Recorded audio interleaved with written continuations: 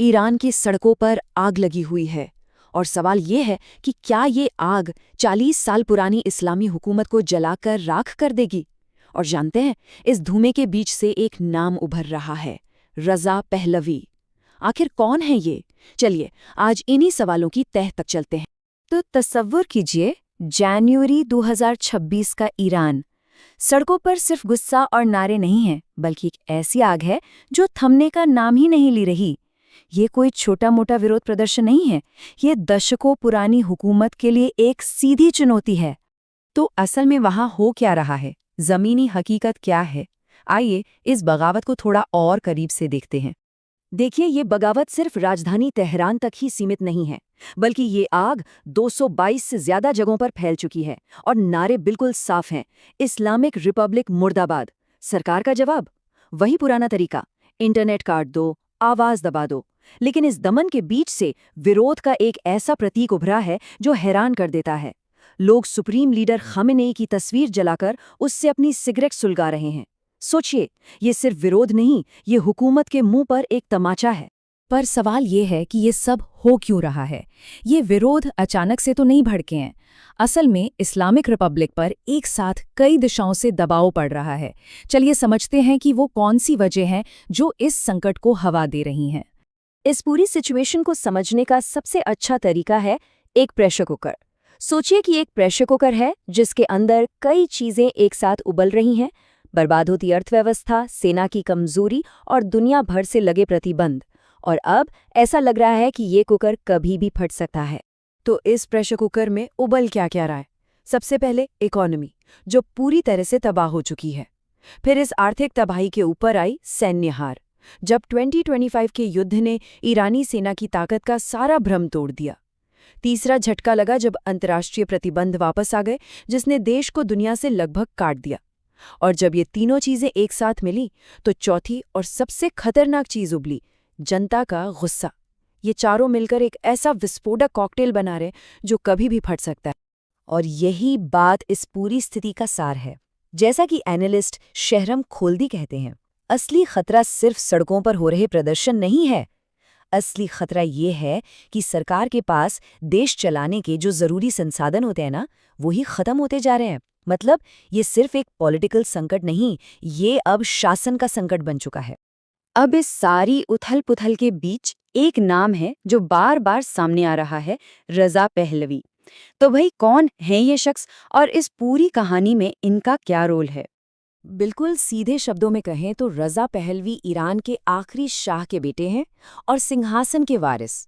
Islamic क्रांति के बाद से ही वो देश से बाहर हैं और तब से लेके आज तक ईरानी हुकूमत के खिलाफ एक बड़ी विपक्षी आवाज बने हुए हैं। उनकी पूरी जिंदगी एक तरह से निर्वासन की ही कहानी है। पिता की मौत के बाद 1980 में उन्होंने खुद को शाह तो घोषित कर दिया, लेकिन तख्त से हजारों मील दूर। दशकों तक उन्होंने बिखरे हुए विपक्ष को एक साथ लाने की कोशिश की। और अब 2026 में जब ईरान की सड़कें सुलग रही हैं, तो वो प्रदर्शनकारियों से खुलकर कह रहे हैं कि उठो और इस हुकूमत को उखाड़ फेंको। लेकिन यहाँ एक बहुत दिलचस्प बात है, वो सीधे सीधे ये नहीं कह रहे कि राजशाही वापस लाओ।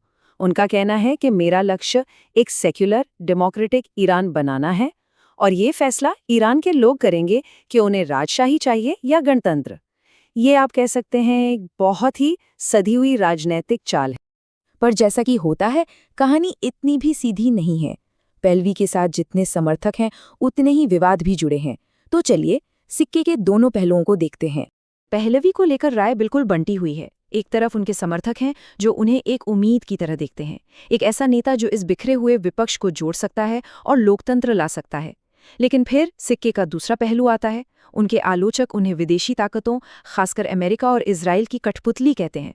और वो सबसे बड़ा सवाल उठाते हैं, क्या ईरान के अंदर वाकई में कोई उन्हें चाहता है? और ये आलोचनाएं सिर्फ हवा में नहीं हैं, इनके पीछे ठोस वजहें भी हैं। जैसे 2023 में उनका इजराइल जाना और नेतन्याहू से मिलना कई ईरानियों को पसंद नहीं आया। फिर 2025 के युद्ध के दौरान उनके कुछ बयानों पर तो देशद्रोही तक का ठप्पा लग गया। 80 के दशक में CIA से पैसे लेने के आरोप भी पुराने हैं। और अब ये बात भी सामने आई है कि एक इजरायली नेटवर्क ऑनलाइन उनकी छवि चमकाने में लगा है।